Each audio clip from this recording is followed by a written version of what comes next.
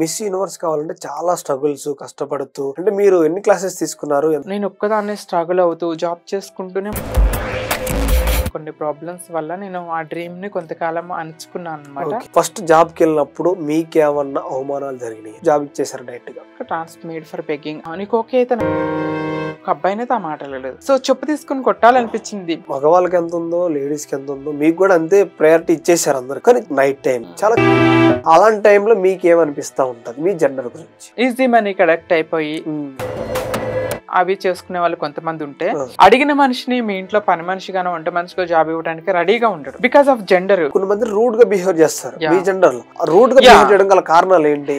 6 నెలల పాప నుండి 60 ఏళ్ల ముసలి వాళ్ళ వరకు.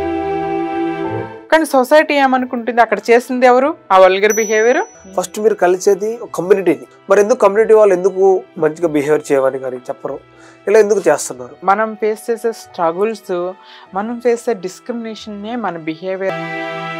నువ్వు ట్రాన్స్ కదా, నీకు సర్జరీ అయిందా, నీకు పార్ట్ ఉందా అని అడుగుతారు. మనం ఫేస్ చేసిన బ్యాటిల్సే మన బిహేవియర్ మారుస్తాయి.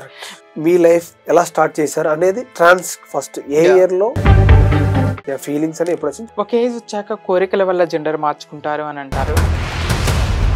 But I feel I'm a girl ఆ ఏజ్ లోనే. ఓకే, డాడీ గానీ మమ్మీ గానీ ఎలా రిసీవ్ చేసుకునేవాళ్ళు ఆ విషయాలు? 15 years వచ్చినప్పుడు వాళ్ళు ఏంటో వాళ్ళకి అర్థమవుతుంది. 0.5 అని చొక్కా.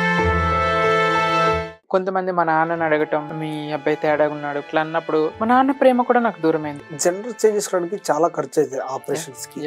ఎంత ఖర్చు అయి ఉంటది మీకు? దేవుడు చేసిన చిన్న పొరపాటు, చిన్నప్పటి నుండి డబ్బులంతా కష్టపడి సర్జరీ చేయించుకోవాలి. సర్జరీ అయిన తర్వాత కూడా ఇది మరొక జన్మ